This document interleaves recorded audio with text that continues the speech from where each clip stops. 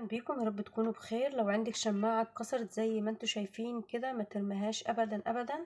تعالى هنعمل بيها فكرة حلوة جدا جدا هتفيدك بجد. حلوة جدا. تعالى نشوف مع بعض هنعمل ايه. اول حاجة معايا هنا، معايا مشابك. طبعا انتوا كده فهمتوا هنعمل ايه. هنا لو عندك انا عندي مشابك هنا، وعندي الشرابات دايما بتضيع بسبب ان انت بتنشريها في البلكونه، بتقع واحده كمان لو حد ساكن في ادوار عاليه، فبتكبي خلاص بتكبي، يعني انت مش هتنزلي الادوار دي كلها عشان فردة شراب. فاسهل حاجه وامن حاجه عندك لو ما عندكيش منشر داخلي، تعالى هنعمل منشر داخلي بجد هيفيدك وحلو جدا جدا جدا. هنا معايا الشرابات اللي انا هنشرها، ومعايا هنا مشبك عادي خالص كده زي ما انتوا شايفين كده. اول واحدة تعال نشوف التاني برضو نفس الموضوع. هنا معايا نفس الشرابات كده، كل كمية الشرابات اللي انا هنشرها كده تمام. تعال نشوف بقى كده هنعمل ايه مع بعض. انا هنا كده برضو نفس الموضوع كده، كل الشرابات اللي انا خلاص كده هنشرها، شايفين ماسكة وثابتة معايا ازاي. تعالي هنعمل كده مع بعض. ادي كده خلاص خلصنا الشرابات بتاعتنا اللي احنا عايزين ننشرها، عملناها شبكناها في المشابك بتاعتنا. هنعمل ايه هنا معايا؟ ادي الشماعة المكسورة، بجد اختراع حلو جدا. لو لسه معايا دلوقتي ما تنسيش تحط اللايك والاشتراك، ولو لسه ما اشتركتيش في القناة اشتركي، وتعليق جميل من عندك يا رب يخليكم دايما في حياتي. هنا اول حاجة معايا، هنا ادي كده معايا الشماعة المكسورة. هعمل ايه؟ اول حاجة كده معايا هدخل كده كل الشرابات هنا معايا في فتحة في المشبك، هدخلها الفتحة في المشبك دي، هدخلها كده هتخش معاكي بكل سهولة كده. جميل جدا. تعالي نشوف كده مع بعض هنعمل ايه مع بعض. كده زي ما انتوا شايفين كده انا بدخلها بكل سهولة معايا في كل المكان كده زي ما انتوا شايفين، وبتاخد معاكي كمية حلوة جدا جدا، يعني هتنفعك بجد. حلو جدا جدا، اختراع جميل جدا زي ما احنا قلنا كده، يعني بكل سهولة زي ما انتوا شايفين بتخش معايا بكل سهولة، يعني مش صعبة ولا اي حاجة. كده عملنا الكمية بقى، الشرابات هتاخد معاكي زي ما احنا قلنا كمية كبيرة جدا معاكي. تعالي كده نبدأ مع بعض نشوف عملنا ايه. كده شايفين ادي زي ما انتوا شايفين كده الشرابات. تعالي كده نعلقها في حاجة واوريها لك عاملة ازاي.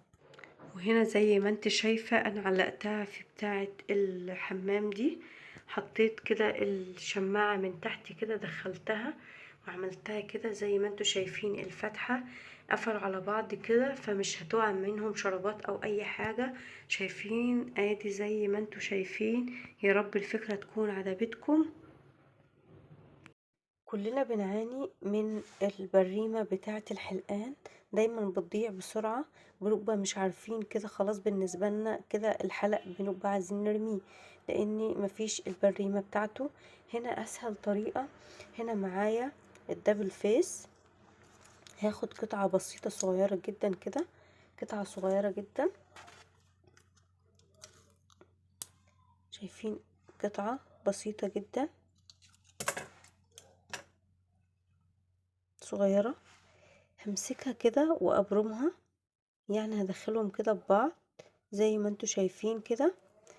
بجد حلوة جدا ومش بتتخلع ابدا، بتتحط كده في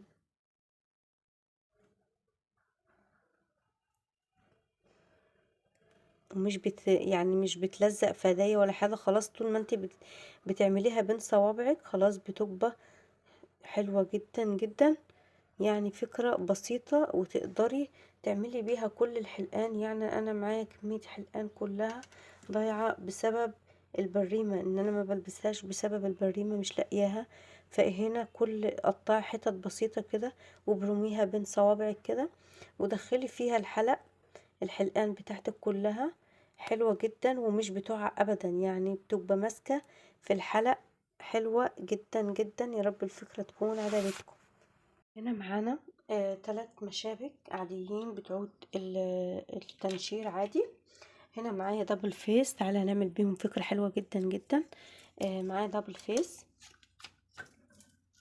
هاخد قطعة كده والزقها على المشبك.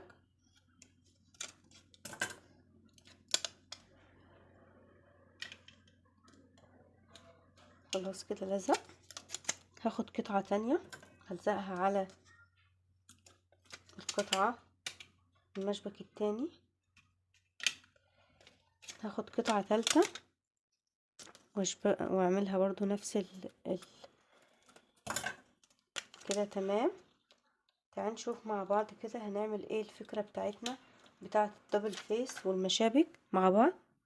هنا معايا هنا باب المطبخ، الضلفة بتاعة المطبخ، هنا لزقت فيها الثلاث مشابك زي ما انتوا شايفين كده كده بالدبل فيس. هعمل فيها ايه؟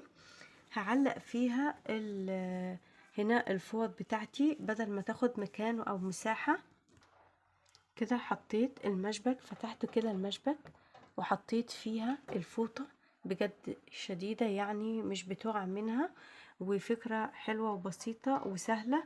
وكده كده المطبخ ما بيضرلوش اي حاجة لما بتقفليه كده، تمام جدا مفيهوش اي حاجة. ففكرة جميلة جدا، يا رب تكون عجبتكم الفكرة.